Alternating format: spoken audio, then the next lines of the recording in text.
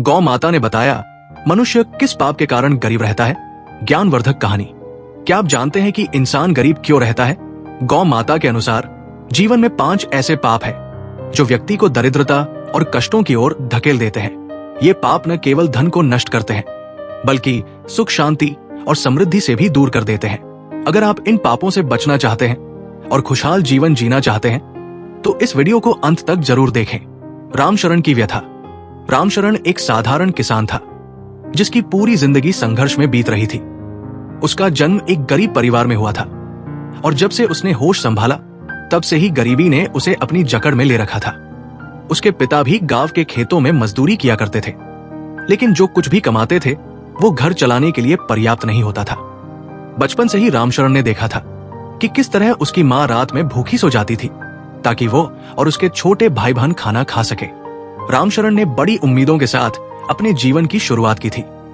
उसने मेहनत करने में कभी कोई कसर नहीं छोड़ी, लेकिन जैसे ही वो थोड़ा आगे बढ़ता, कोई न कोई विपत्ति उसे फिर से पीछे धकेल देती। उसकी शादी बचपन की दोस्त सावित्री से हुई थी, जो बहुत ही समझदार और सहनशील स्त्री थी। सावित्री को रामशरण की गरीबी का पता था, लेकिन उसने सोचा था कि समय के साथ सब कुछ ठीक हो जाएगा। लेकिन शादी के बाद भी रामशरण की स्थिति नहीं बदली।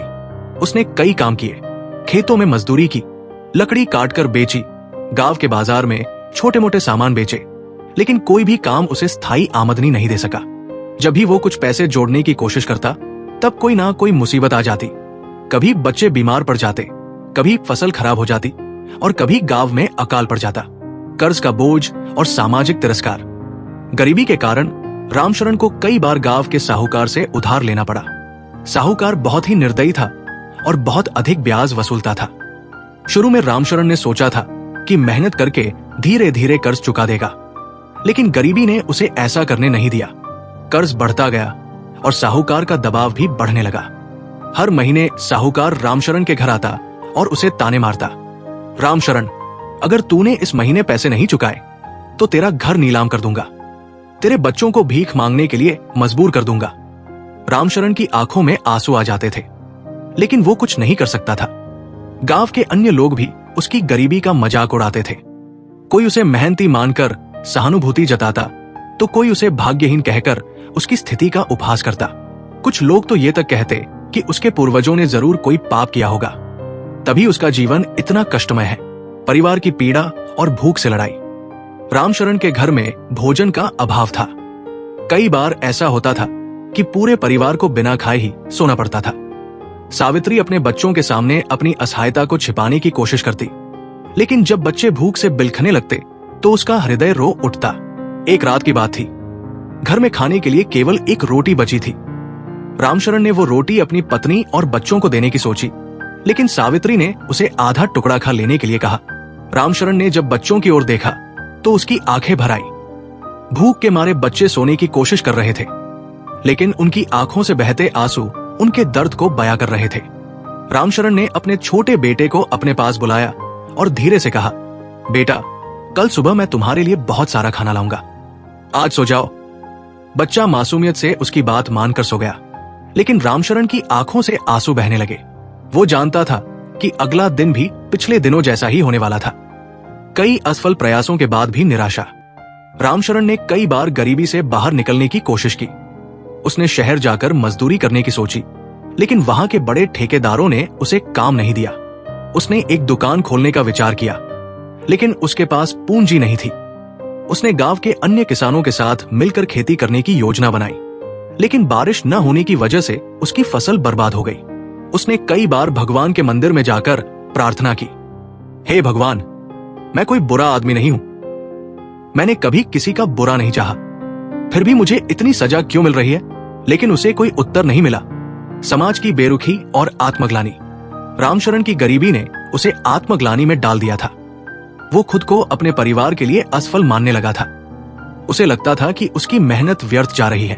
उसके मन में कई बार विचार आया कि वो इस दुनिया को छोड़ दे, लेकिन फिर वो अपने बच्चों की ओर देखता और सोचता कि अगर वो चला गया तो उनका क्या होगा। गांव के कुछ अमीर लोग उसकी गरीबी का मजाक उड़ाते थे। जब भी वो किसी से मदद मांगता तो लोग उसे तिरस्कार भरी नजरों से देखते और कहते, रामशरण, मेहनत कर, भीख मांगना बंद कर।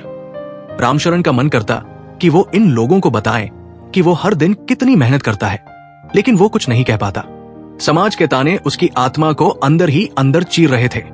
अंतिम उम्मीद, जंगल में पुकार। एक दिन जब उसकी स्थिति और भी दयनीय हो गई तो वो अत्यंत व्याकुल हो गया। उसने सोचा कि अब उसके पास कोई विकल्प नहीं बचा है। वो चुपचाप जंगल की ओर चल पड़ा। उसने एक बड़े वटवृक्ष के नीचे बैठकर आकाश की ओर देखा और फूट फूट कर रोने लगा। उसकी आंखों से आंसू बह रहे थे और उसका हृदय चीत्कार कर रहा था। उसने भगवान से प्रार्थना की, हे प्रभु, क्या मैं सदा के लिए इस गरीबी में ही मर जाऊंगा? क्या मेरे परिवार को कभी सुख नहीं मिलेगा? वो रोता रहा, प्रार्थना करता रहा। जंगल की शांति में उसकी करुण पुकार गूंजने लगी। अचानक एक मधुर घंटी की ध्वनि सुनाई दी। रामशरण ने आंसू पोंछकर देखा तो उसके सामने एक दिव्य गौ माता खड़ी थी। उनका तेज अद्भुत था और उनकी आंखों में असीम करुणा थी। गौ माता ने स्नेहपूर्वक कहा, वत्स, मैं तुम्हारी पुकार सुनकर आई हूं। मनुष्य अपनी निर्धनता का कारण भाग्य को समझता है, लेकिन वास्तव में ये उसके अपने कर्मों का परिणाम होता है। आज मैं तुम्हें उन पापों के बारे में बताऊंगी जिनके कारण मनुष्य जीवन भर गरीबी में पड़ा रहता है। यदि तुम इनसे दूर रहोगे तो तुम्हारी गरीबी समाप्त हो जाएगी। रामशरण ध्यानपूर्वक गौ माता की बातें सुनने लगा। गौ माता का प्रकट होना, अधिक विस्तृत विवरण। रामशरण जंगल में वटवृक्ष के नीचे बैठा हुआ था। उसकी आंखों से निरंतर आंसू बह रहे थे। उसके हृदय में अनगिनत प्रश्न थे। मैंने कौन सा ऐसा पाप किया है जो मुझे और मेरे परिवार को इस गरीबी से मुक्ति नहीं मिल रही? क्या मेरा जीवन इसी दरिद्रता में बीत जाएगा? वो पूर्णतः निराश था। उसका मन विचलित हो चुका था। उसका शरीर थकान और भूख से कांप रहा था। जंगल की शांति में केवल उसकी करुण पुकार गूंज रही थी। वो आकाश की ओर देखकर भगवान से प्रार्थना कर रहा था, हे प्रभु, मेरी पुकार सुनो। मेरी व्यथा का कोई अंत नहीं हो रहा। अगर मेरे पूर्व जन्म के पापों का ही ये फल है तो कम से कम मुझे ये बताओ कि मैंने कौन सा ऐसा पाप किया। कृपा करके मेरी गरीबी का कारण बताओ ताकि मैं उससे मुक्त होने का उपाय कर सकूं। रामशरण की इस हृदय विदारक प्रार्थना से पूरा वातावरण गंभीर हो गया। आसमान में घने बादल छा गए, मंद मंद पवन बहने लगा और जंगल में एक दिव्य ऊर्जा का संचार होने लगा। पक्षियों की चहचहाट अचानक शांत हो गई, जैसे वे भी किसी विशेष घटना की प्रतीक्षा कर रहे हों। पेड़ पौधे भी सहसा स्थिर हो गए, जैसे वे भी इस दिव्य क्षण को अनुभव कर रहे हों। अचानक एक मधुर घंटी की ध्वनि सुनाई दी। यह ध्वनि इतनी कोमल और दिव्य थी कि सुनते ही रामशरण के शरीर में एक अद्भुत ऊर्जा का संचार होने लगा।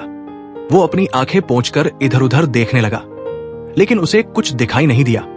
कुछ क्षणों बाद घास और झाड़ियों के बीच से एक दिव्य प्रकाश प्रकट हुआ।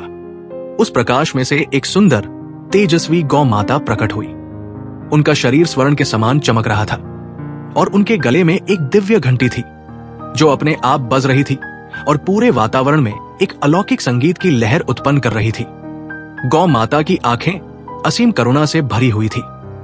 उनका सौम्य और शांत स्वरूप इतना मोहक था कि रामशरण का मन स्वतः ही उनके प्रति श्रद्धा से भर गया। गौ माता की उपस्थिति से समस्त जंगल में एक दिव्य आभा फैल गई। उनके खुरों से जब धरती का स्पर्श हुआ तो वहां सुगंधित पुष्प प्रकट हो गए। ये दृश्य देखकर रामशरण विस्मित हो गया। रामशरण ने गौ माता को देखते ही तुरंत उनके चरणों में गिरकर प्रणाम किया। उसकी आंखों से आंसू थम नहीं रहे थे। उसने रोते हुए कहा, हे गौ माता, आप कौन हैं? क्या आप स्वयं देवी लक्ष्मी हैं जो मेरी पुकार सुनकर आई है? कृपा करके मेरी सहायता कीजिए।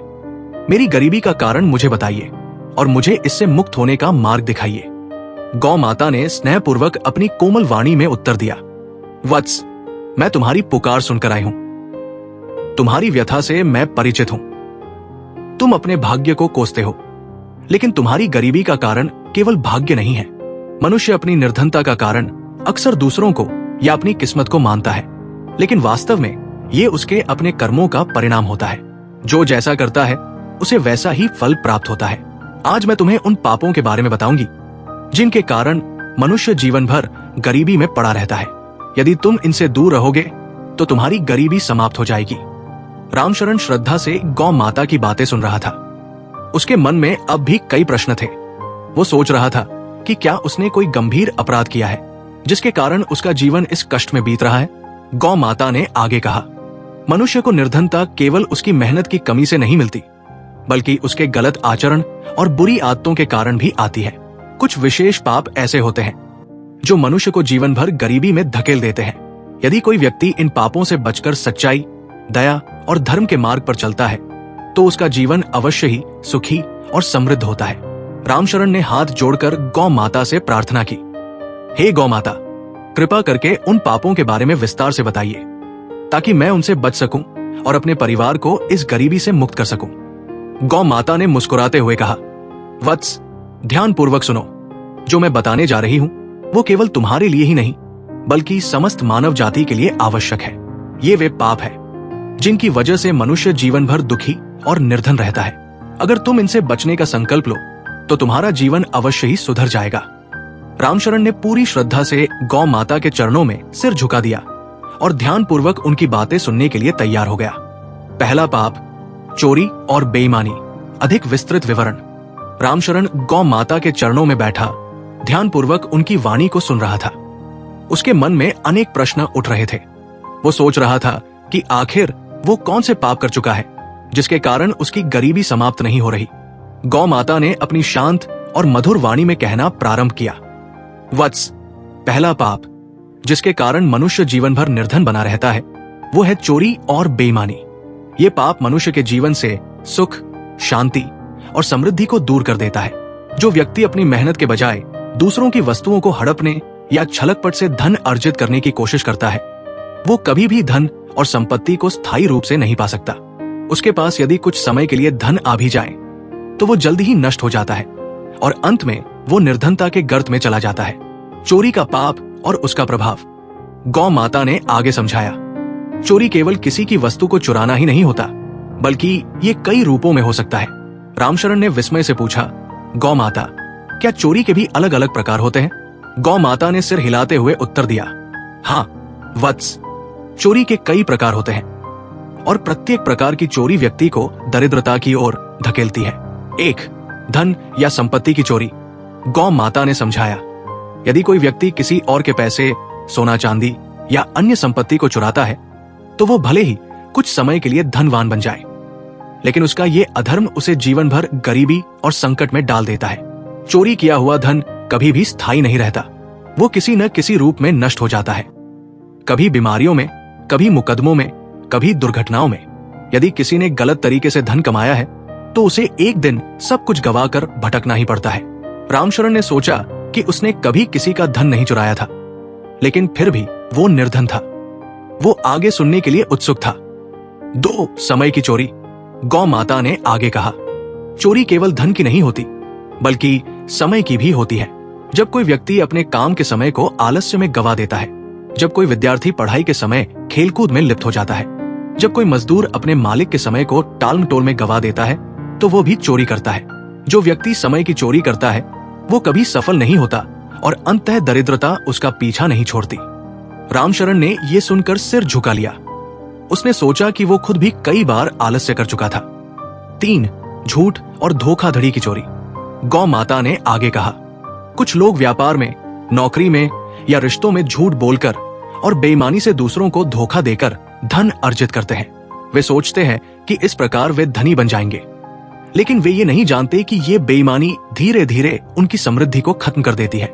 ऐसे लोगों के घर में अशांति रहती है, उनका परिवार टूटने लगता है और अंततः वे अकेले और निर्धन हो जाते हैं। रामशरण ये सब ध्यान से सुन रहा था। 4. चोरी की मानसिकता।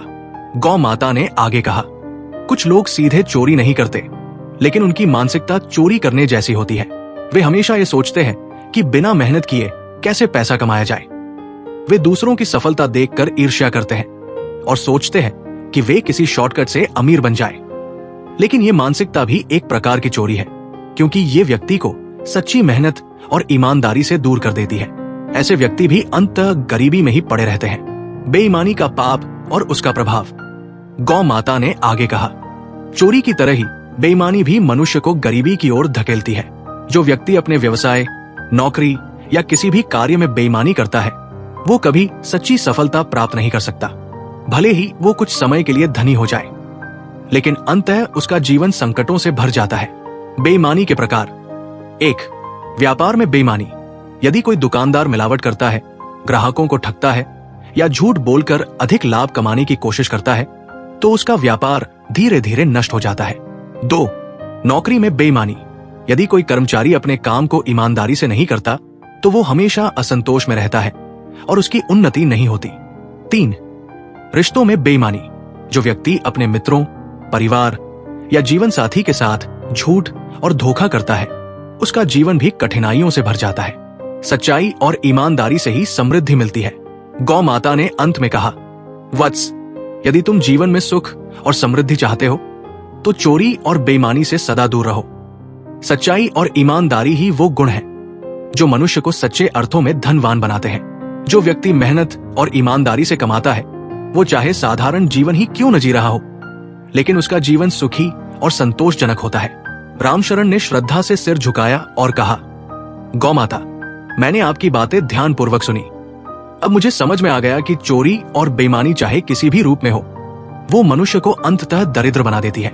मैं वचन देता हूं कि मैं कभी भी चोरी और बेईमानी नहीं करूंगा और हमेशा ईमानदारी से मेहनत करूंगा। गौ माता ने आशीर्वाद दिया और कहा, वत्स, ये केवल पहला पाप था। अभी और भी कई पाप है जिनके कारण मनुष्य जीवन भर गरीबी में पड़ा रहता है। यदि तुम सच्चे मन से समृद्ध होना चाहते हो, तो इन सभी पापों से बचने का संकल्प लो। अब मैं तुम्हें दूसरे पाप के बारे में बताऊंगी जो मनुष्य को निर्धन बना देता है। रामशरण पूरी श्रद्धा और एकाग्रता से अगली सीख सुनने के लिए तैयार हो गया। दूसरा पाप, माता पिता का अपमान। अत्यधिक विस्तृत विवरण। रामशरण पूरी श्रद्धा के साथ गौ माता की वाणी सुन रहा था। पहले पाप चोरी और बेईमानी के बारे में सुनने के बाद उसे महसूस हुआ कि शायद उसने भी अनजाने में कई बार समय की चोरी की थी, अपने कर्मों में लापरवाही बरती थी। लेकिन अभी उसके मन में एक और प्रश्न उठ रहा था, क्या कोई और भी पाप है जो मनुष्य को निर्धनता के गर्त में धकेल देता है? गौ माता ने उसकी जिज्ञासा को समझते हुए कहा, वत्स, अब मैं तुम्हें दूसरे पाप के बारे में बताऊंगी जिसके कारण मनुष्य का जीवन कष्टमय और निर्धन हो जाता है। वो पाप है माता पिता का अपमान। रामशरण ये सुनते ही चौंक गया। उसने कभी इस विषय पर गंभीरता से विचार नहीं किया था। उसने हिचकिचाते हुए पूछा, गौ माता, क्या माता पिता का अपमान भी मनुष्य को गरीब बना सकता है? गौ माता ने करुणामय दृष्टि से उसे देखा और कहा, हाँ वत्स, जो व्यक्ति अपने माता पिता का अपमान करता है, उनके प्रति कृतघ्न, अकृतज्ञ होता है, उनका निरादर करता है, वो जीवन भर सुख समृद्धि से वंचित रहता है। उसका अर्जित किया हुआ धन भी स्थायी नहीं रहता और धीरे धीरे उसकी गरीबी बढ़ती जाती है। गौ माता ने आगे विस्तार से समझाना शुरू किया। माता पिता के अपमान का अर्थ। रामशरण ने जिज्ञासा से पूछा, गौ माता, क्या केवल कठोर शब्द कहना ही माता पिता का अपमान कहलाता है? गौ माता ने उत्तर दिया, वत्स, माता पिता का अपमान केवल शब्दों से नहीं होता, बल्कि कर्मों और व्यवहार से भी होता है। ये अपमान कई प्रकार का हो सकता है। 1. माता पिता की अवहेलना करना, उपेक्षा करना। गौ माता ने कहा, जो संतान माता पिता की उपेक्षा करती है, उन्हें अपने जीवन में महत्व नहीं देती, वो सबसे बड़ा पाप करती है। माता पिता जीवन भर अपने बच्चों के लिए त्याग और संघर्ष करते हैं, लेकिन जब वही संतान बड़ी होकर उन्हें भूल जाती है, तो ये सबसे बड़ा अधर्म होता है। रामशरण ध्यानपूर्वक सुन रहा था। गौ माता ने आगे कहा, जो संतान माता पिता की सेवा नहीं करती, उनकी जरूरतों को नहीं समझती, उनका सम्मान नहीं करती, वो चाहे कितना भी अमीर क्यों न हो, धीरे धीरे दरिद्रता का शिकार हो जाती है। उसका जीवन संकटों से भर जाता है और अंततः वो निर्धनता में चला जाता है। 2. माता पिता से कठोर वचन बोलना। गौ माता ने आगे समझाया, कुछ संतानें छोटी छोटी बातों पर अपने माता पिता को कठोर शब्द बोल देती है। वे गुस्से में आकर उनका अपमान करती है, उन्हें तिरस्कार से देखती है और उनके आदेशों की अवहेलना करती है। ये सबसे बड़ा अनादर है। रामशरण को अपना अतीत याद आया। उसने कई बार अपने माता पिता की बातों को अनसुना किया था। वो सोच में पड़ गया। गौ माता ने आगे कहा, जो व्यक्ति अपने माता पिता के प्रति कठोर होता है, उसके घर में कभी सुख शांति नहीं रहती। उसका मन हमेशा अशांत रहता है और उसे जीवन में कई कठिनाइयों का सामना करना पड़ता है। 3. माता पिता को वृद्धावस्था में त्याग देना। गौ माता ने गंभीर स्वर में कहा, आज के युग में कई संतानें अपने माता पिता को वृद्धाश्रम भेज देती है, उन्हें घर से निकाल देती है या उनके साथ बुरा व्यवहार करती है। जो संतान अपने माता पिता का त्याग करती है, उसे जीवन में कभी शांति नहीं मिलती। ऐसे लोगों को भाग्य भी कभी क्षमा नहीं करता और वे अंततः दरिद्रता और दुखों में डूब जाते हैं। रामशरण की आंखों में आंसू आ गए। उसने कई लोगों को ऐसा करते हुए देखा था। 4. माता पिता की इच्छाओं का अनादर करना। गौ माता ने आगे कहा, कुछ संतानें अपने माता पिता की इच्छाओं का सम्मान नहीं करती। वे उनकी भावनाओं को तुच्छ समझती है और अपने निर्णयों को सर्वोपरि मानती है। रामशरण ने सोचा, क्या मैंने भी कभी अपने माता पिता की भावनाओं को अनदेखा किया था? गौ माता ने कहा, जो संतान माता पिता की भावनाओं को ठेस पहुंचाती है, उसकी समृद्धि धीरे धीरे समाप्त हो जाती है। वो भले ही कुछ समय के लिए सफल हो जाए, लेकिन अंततः उसका जीवन कष्टमय हो जाता है। माता पिता की सेवा से प्राप्त पुण्य। गौ माता ने आगे कहा, वत्स, माता पिता देवतुल्य होते हैं। जो संतान उनकी सेवा करती है, उसे ईश्वर का आशीर्वाद प्राप्त होता है। उसकी गरीबी समाप्त होती है और उसके जीवन में सुख शांति बनी रहती है। रामशरण ने पूछा, गौ माता, क्या माता पिता की सेवा करने से दरिद्रता दूर हो सकती है? गौ माता ने मुस्कुराकर उत्तर दिया, हाँ वत्स, जो संतान अपने माता पिता की श्रद्धा से सेवा करती है, उनकी आवश्यकताओं का ध्यान रखती है, उनके प्रति कृतज्ञ रहती है, उसके जीवन में कभी भी दरिद्रता नहीं आती। उसकी किस्मत स्वयं उसका साथ देने लगती है और उसके घर में सुख समृद्धि बनी रहती है। 3. पाप, गौ हत्या और जीव हिंसा। अत्यधिक विस्तृत विवरण। रामशरण गौ माता के चरणों में बैठा ध्यान पूर्वक उनकी दिव्य वाणी को सुन रहा था। पहले 2 पापों, चोरी और बेईमानी तथा माता पिता का अपमान के बारे में सुनकर उसे एहसास हुआ कि जीवन में सुख समृद्धि पाने के लिए सच्चाई, ईमानदारी और माता पिता के प्रति सम्मान अत्यंत आवश्यक है। लेकिन अभी भी उसकी जिज्ञासा शांत नहीं हुई थी। वो ये जानने के लिए उत्सुक था कि और कौन से पाप है जो मनुष्य को निर्धन बना देते हैं। गौ माता ने उसकी मनोच्छा को समझते हुए अपनी करुणामयी वाणी में कहना शुरू किया, वत्स, अब मैं तुम्हें 3 पाप के बारे में बताऊंगी जो मनुष्य को निर्धन और कष्टमय जीवन जीने के लिए विवश कर देता है। वो पाप है गौ हत्या और जीव हिंसा। रामशरण ये सुनते ही सिहर उठा। उसने सुना था कि गौ हत्या महापाप होती है, लेकिन क्या ये सच में किसी को गरीब बना सकती है? उसने जिज्ञासा से पूछा, गौ माता, क्या गौ हत्या और जीव हिंसा करने से भी मनुष्य निर्धन हो जाता है? गौ माता ने गंभीर स्वर में कहा, हाँ वत्स, ये पाप इतना भयंकर है कि जो व्यक्ति इसे करता है उसका जीवन कष्टों से भर जाता है। ऐसे व्यक्ति का भाग्य उसका साथ छोड़ देता है और उसे जीवन में कभी भी सच्ची सुख शांति प्राप्त नहीं होती। गौ हत्या का पाप और उसका प्रभाव। गौ माता ने आगे समझाते हुए कहा, गौ माता केवल एक पशु नहीं है, वो साक्षात देवी का स्वरूप है। जो व्यक्ति गाय को कष्ट पहुंचाता है, उसे मारता है या उसकी हत्या करता है, वो अपने भाग्य को स्वयं ही नष्ट कर देता है। रामशरण ध्यान पूर्वक सुन रहा था। गौ माता ने आगे कहा, गौ माता को पीड़ा पहुंचाने वाला व्यक्ति चाहे कितना भी धनी क्यों न हो, उसकी समृद्धि धीरे धीरे समाप्त होने लगती है। उसके घर में दरिद्रता, क्लेश और बीमारियां घर कर लेती है। 1. गौ माता का धार्मिक और आध्यात्मिक महत्व। गौ माता ने कहा, गाय को सनातन धर्म में माता का स्थान दिया गया है। वेदों और शास्त्रों में कहा गया है कि गौ माता के शरीर में 33 करोड़ देवी देवताओं का वास होता है। गौ माता का दूध, घी, मक्खन और अन्य उत्पाद न केवल पौष्टिक होते हैं, बल्कि आध्यात्मिक रूप से भी शुद्ध माने जाते हैं। रामशरण ने श्रद्धा से गौ माता के चरणों में सिर झुका दिया। गौ माता ने आगे कहा, जो मनुष्य गाय का अपमान करता है, उसे प्रत्यक्ष रूप से देवी देवताओं का कोप सहना पड़ता है। उसकी बुद्धि भ्रष्ट हो जाती है और धीरे धीरे वो जीवन के हर क्षेत्र में असफल होने लगता है। 2. गौ हत्या से होने वाले दुष्परिणाम। गौ माता ने आगे कहा, गौ हत्या करने वाला व्यक्ति अपने जीवन में कभी भी उन्नति नहीं कर सकता। उसके घर में अन्न की कमी हो जाती है, धन समाप्त हो जाता है और उसके परिवार में हमेशा क्लेश बना रहता है। रामशरण ने पूछा, गौ माता, ऐसा क्यों होता है? गौ माता ने समझाया, गाय केवल एक पशु नहीं है, वो सृष्टि के पालन में महत्वपूर्ण भूमिका निभाती है। गाय का गोबर और गोमूत्र तक पवित्र होते हैं और भूमि की उर्वरता बढ़ाते हैं। जो व्यक्ति गौ हत्या करता है, वो धरती माता का भी अपमान करता है। उसका भाग्य नष्ट हो जाता है और उसे जीवन भर संघर्ष करना पड़ता है। 3. गौ हत्या करने वाले देशों और समाजों का पतन।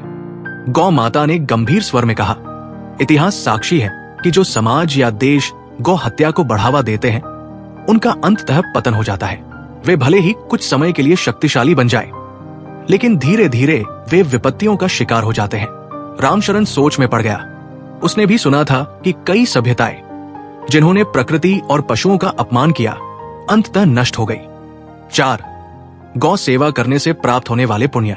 गौ माता ने आगे कहा, जो व्यक्ति गौ माता की सेवा करता है उसे जीवन में कभी भी निर्धनता का सामना नहीं करना पड़ता। उसके घर में सुख, शांति और समृद्धि बनी रहती है। गौ सेवा करने वाले व्यक्ति को भाग्य स्वयं ही आशीर्वाद देता है। रामशरण ने भावुक होकर पूछा, गौ माता, गौ सेवा के क्या लाभ है? गौ माता ने उत्तर दिया, जो व्यक्ति गौ माता की सेवा करता है उसके घर में धन और अन्न की कमी नहीं होती। उसके परिवार में सुख शांति बनी रहती है। उसके मन में हमेशा सकारात्मक ऊर्जा बनी रहती है। वो आध्यात्मिक रूप से समृद्ध होता है। उसके जीवन की सभी बाधाएं स्वतः ही दूर हो जाती है। रामशरण ने श्रद्धा से सिर झुका लिया और संकल्प लिया कि वो हमेशा गौ माता की सेवा करेगा। जीव हिंसा का पाप और उसका प्रभाव। गौ माता ने आगे कहा, वत्स, केवल गौ हत्या ही नहीं बल्कि किसी भी जीव की हिंसा करना एक बड़ा पाप है। जो व्यक्ति निर्दोष जीवों को कष्ट पहुंचाता है उसका हृदय कठोर हो जाता है।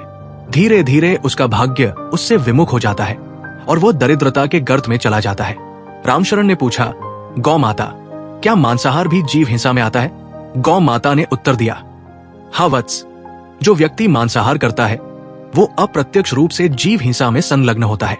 उसे अपने कर्मों का फल अवश्य ही भुगतना पड़ता है। उसकी आध्यात्मिक शक्ति समाप्त हो जाती है और उसके जीवन में हमेशा कोई न कोई परेशानी बनी रहती है। रामशरण ये सुनकर चकित रह गया। उसने संकल्प लिया कि वो कभी भी किसी जीव को कष्ट नहीं पहुंचाएगा। चौथा पाप, दान और सत्कर्म न करना। गौ माता ने इस पाप को इस तरह बताया कि यदि कोई व्यक्ति जीवन में दान और सत्कर्म करने में लापरवाही करता है तो उसकी दरिद्रता का कारण यही होता है। जीवन में साधारण रूप से अगर हम परोपकार, दूसरों की मदद और सत्कर्मों की ओर ध्यान नहीं देते हैं तो ये हमारी दरिद्रता और कष्टों का कारण बनता है। गौ माता के अनुसार दान और सत्कर्म न करने से हम न केवल अपने आप को संकटों में डालते हैं बल्कि समाज और विश्व को भी इससे प्रभावित करते हैं। ये पाप बहुत गंभीर है क्योंकि ये हमारी आत्मा के विकास में रुकावट डालता है और हमारे कर्मों के परिणामों से जुड़ी समस्याओं का कारण बनता है। 1. दान का महत्व। दान का अर्थ केवल धन देना नहीं होता बल्कि अपनी शक्ति, समय और ऊर्जा भी किसी जरूरतमंद के काम आने के लिए देना है। दान देने से न केवल हमें आत्मिक शांति मिलती है बल्कि इससे हमारी सोच और मानसिकता भी बदलती है। जब हम किसी की मदद करते हैं तो हमारे दिल में एक नई ऊर्जा का संचार होता है। यही ऊर्जा जीवन में समृद्धि और सफलता लाने का माध्यम बनती है। गौ माता ने ये बताया है कि जो व्यक्ति दान करता है उसका जीवन किसी न किसी रूप में संपन्न होता है। 2. सत्कर्म का महत्व। सत्कर्म यानी अच्छे और शुद्ध कर्म जीवन का आधार होते हैं। जो लोग केवल स्वार्थ के लिए काम करते हैं उनका जीवन दुख और दरिद्रता में घिर जाता है। सत्कर्मों में ईश्वर की भक्ति, सत्य बोलना, दूसरों की मदद करना और नित्य शुभ कार्यों में भाग लेना शामिल है। इन कर्मों से आत्मा की शुद्धि होती है और जीवन में सकारात्मकता आती है। जब व्यक्ति निरंतर सत्कर्म करता है तो वो ईश्वर की कृपा प्राप्त करता है और उसे जीवन की कठिनाइयों से उबरने की शक्ति मिलती है। 3. दान और सत्कर्म न करने से दरिद्रता। जब हम किसी भी तरह का दान या सत्कर्म नहीं करते तो ये हमारे कर्मों में कमी पैदा करता है। गौ माता ने इसे इस प्रकार स्पष्ट किया है कि दान और सत्कर्म का अभाव एक तरह से हमसे भगवान का आशीर्वाद छीन लेता है। जब हम खुद का भला नहीं करते और दूसरों का भला करने की कोशिश नहीं करते तो हमारी किस्मत में दुर्भाग्य का रास्ता खुल जाता है।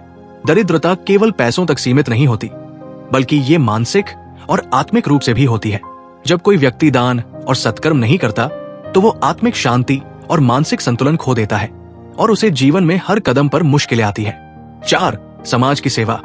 दान और सत्कर्म का एक और महत्वपूर्ण पहलू समाज की सेवा है। जब हम समाज के लिए काम करते हैं तो हम एक प्रकार से अपने जीवन को दूसरों के लिए समर्पित करते हैं। ये भावना न केवल हमें संतुष्टि देती है बल्कि हमें ईश्वर से भी आशीर्वाद प्राप्त होता है। गौ माता ने यह भी बताया कि जो व्यक्ति समाज की भलाई के लिए काम नहीं करता वो दरिद्रता में फंसा रहता है क्योंकि उसके जीवन का उद्देश्य केवल खुद के लिए जीने तक सीमित रहता है, न कि दूसरों की भलाई के लिए। 5. मनुष्य का असल उद्देश्य। मनुष्य का असल उद्देश्य केवल खुद को सुखी रखना नहीं है बल्कि उसका उद्देश्य दूसरों की मदद करना और समाज में बदलाव लाना है।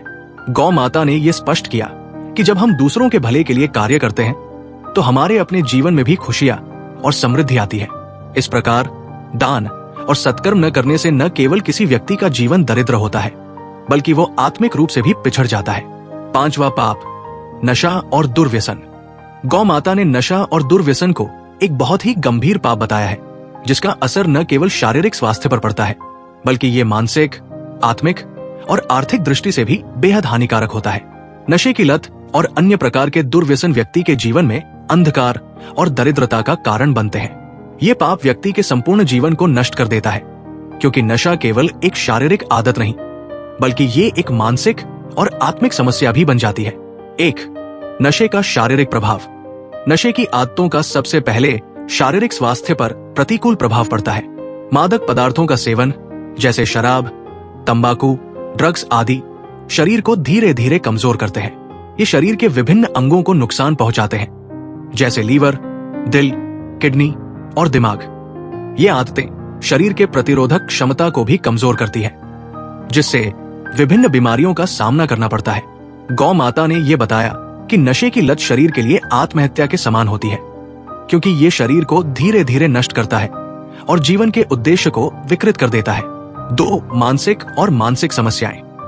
नशे की लत केवल शारीरिक स्वास्थ्य को ही प्रभावित नहीं करती, बल्कि ये मानसिक स्वास्थ्य पर भी गहरा असर डालती है। जब कोई व्यक्ति नशे का सेवन करता है तो उसकी मानसिक स्थिति बिगड़ने लगती है।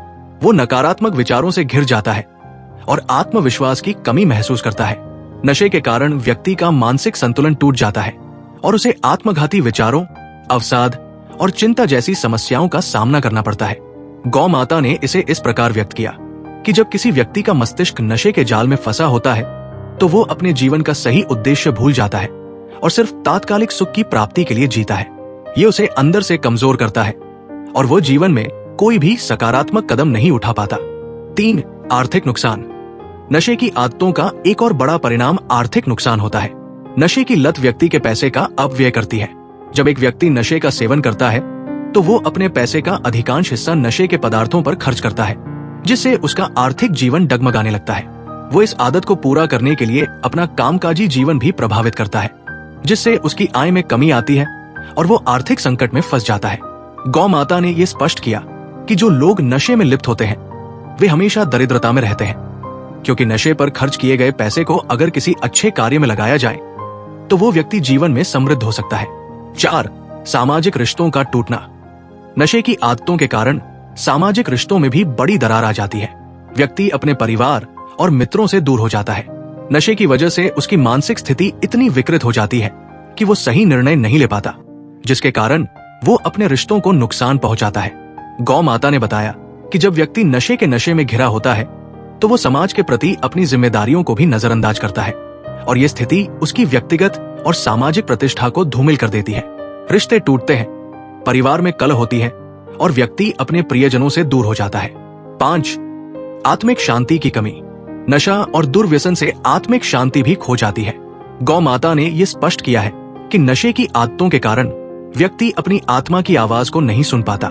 नशा और दुर्व्यसन व्यक्ति को आत्मिक रूप से अंधेरे में डाल देते हैं और वह जीवन के उच्चतम उद्देश्य से दूर हो जाता है। इसके कारण व्यक्ति को शांति, संतोष और आत्मज्ञान की प्राप्ति नहीं हो पाती, जो जीवन का सबसे बड़ा लक्ष्य है। 6, नशे से मुक्ति और सही दिशा में जीवन। गौ माता ने यह भी बताया कि नशा और दुर्व्यसन से मुक्ति पाना संभव है यदि व्यक्ति सच्चे मन से प्रयास करे और भगवान की शरण में जाए।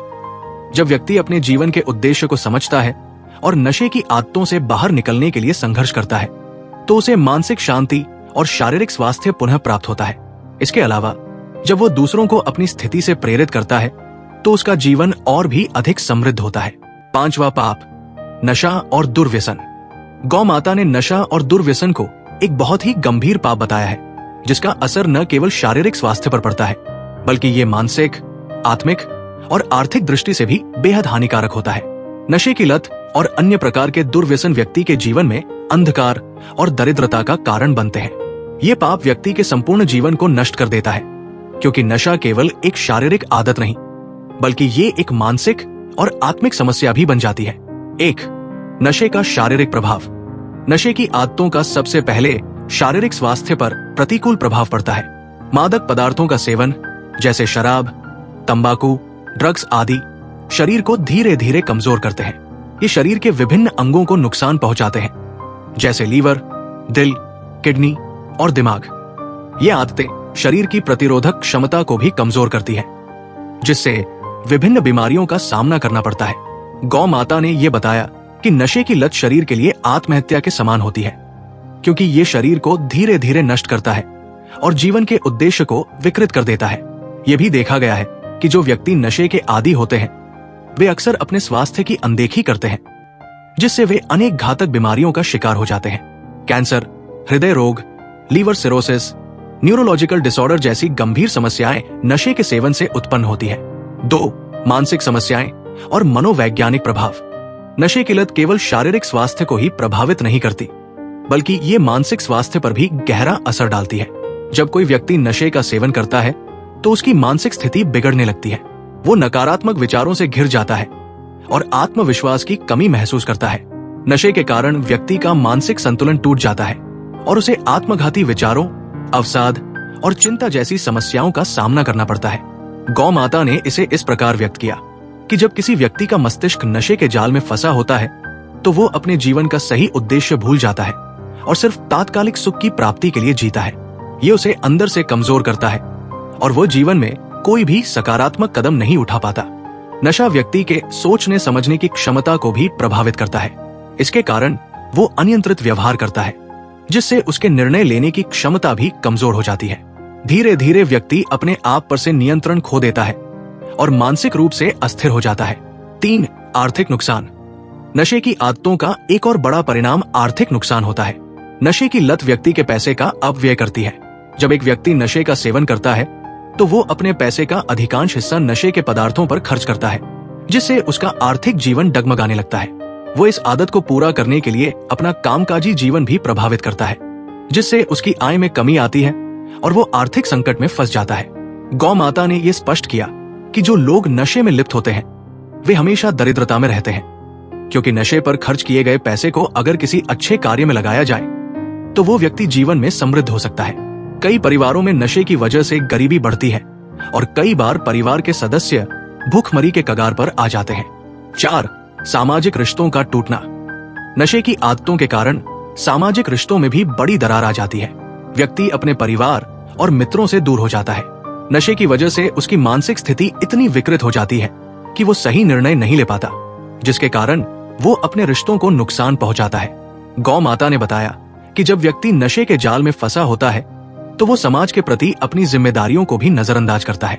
ये स्थिति उसकी व्यक्तिगत और सामाजिक प्रतिष्ठा को धूमिल कर देती है। रिश्ते टूटते हैं, परिवार में कलह होती है और व्यक्ति अपने प्रियजनों से दूर हो जाता है। नशे की लत के कारण व्यक्ति का व्यवहार भी आक्रामक और हिंसक हो सकता है। इसके परिणाम स्वरूप परिवार में झगड़े, तलाक और घरेलू हिंसा जैसी समस्याएं उत्पन्न हो सकती है।